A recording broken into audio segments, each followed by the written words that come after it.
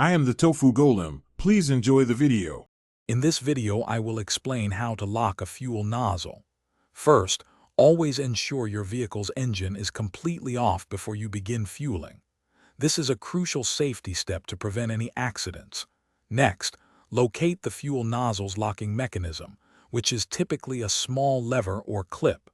Understanding its function is key to safe operation. Always prioritize safety at the pump. The locking mechanism is typically a small metal or plastic clip located near the nozzle's handle or trigger. Its purpose is to hold the trigger in the open position, allowing for hands-free fueling. However, it's important to note that some stations or regions may have disabled or removed these locking clips for safety reasons.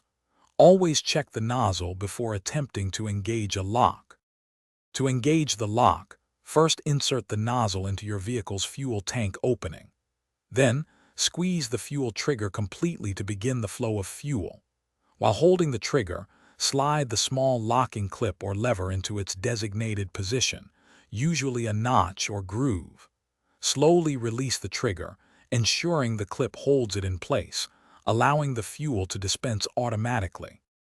To release the lock, simply squeeze the fuel trigger again. This action will disengage the locking clip, allowing the trigger to return to its original closed position, stopping the fuel flow.